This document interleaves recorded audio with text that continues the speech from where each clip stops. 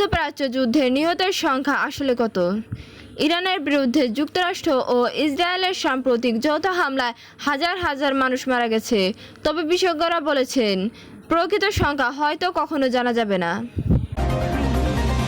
সমঝোতা চুক্তি ইরানের আগ্রহ নয়, মার্কিন মরিয়াভাবে ফসল খামিনি। যুক্তরাষ্ট্রের সঙ্গে সম্প্রতি একটি সমঝোতা স্বাক্ষরের বিষয়টি নিশ্চিত করেছেন ইরানের সর্বোচ্চ নেতা আয়াতুল্লাহ মুস্তফা খামেনি।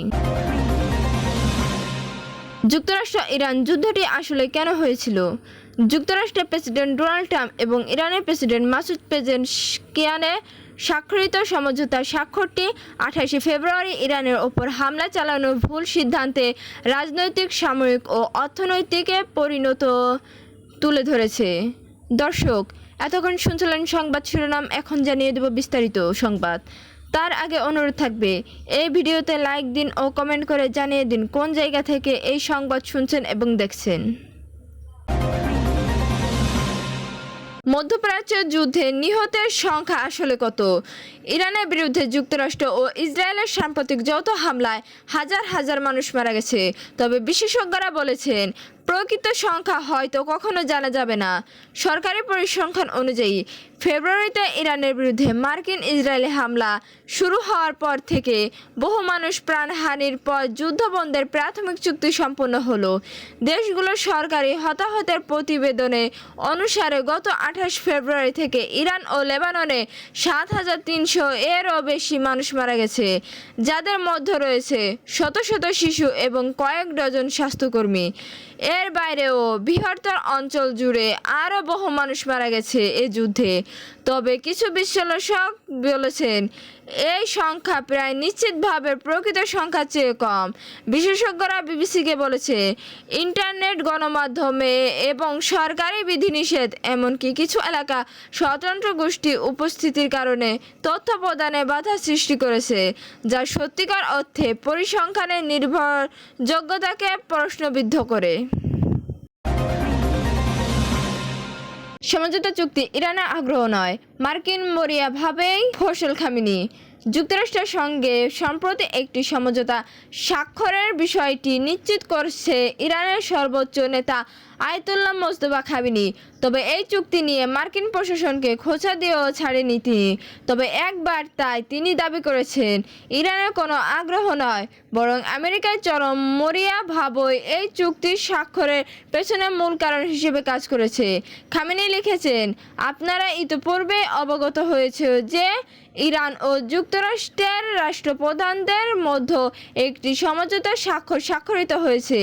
তিনি উল্লেখ করেন, ইরানি কর্মকর্তারা অত্যন্ত আন্তরিকতার সঙ্গে এই পর্যায়ে পৌঁছানোর জন্য কাজ করলেও মার্কিন পক্ষে এজন্য সবচেয়ে বেশি চাপ সৃষ্টি করেছিল। সর্বোচ্চ নেতার ভাষায়, যুক্তরাষ্ট্রের প্রেসিডেন্ট মূলত নিরুপায় হয়ে এই চুক্তি সম্পন্ন করতে সব ধরনের কৌশল সুযোগ ব্যবহার করেছে।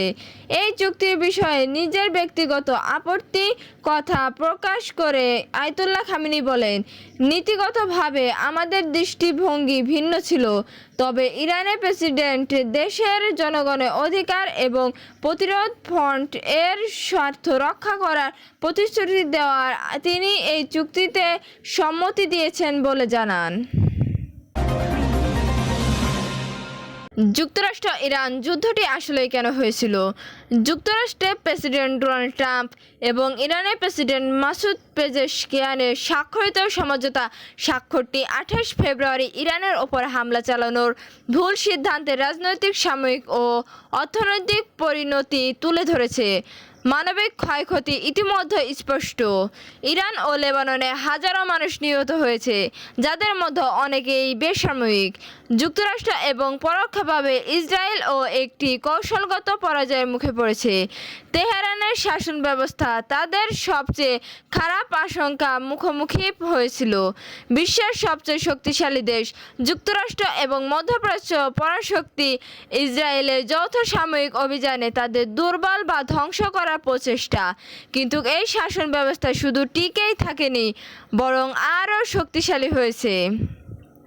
বিশ্বের অর্থনীতির জন্য গুরুত্বপূর্ণ তেল ও গ্যাস সহ অন্যান্য সরবরাহের এক পঞ্চাংশ যে পথ দিয়ে চলাচল করে সে হরমুজ প্রণালী বন্ধ করে দেওয়ার কৌশল ট্রাম্পকে এমন কিছু ছাড় দিতে বাধ্য করেছে যা যুক্তরাষ্ট্রে ইরান বিরোধী কঠিরপন্থী গোষ্ঠী এবং ইসরায়েলি সরকারের উদ্বিগ্ন হয়ে করেছে।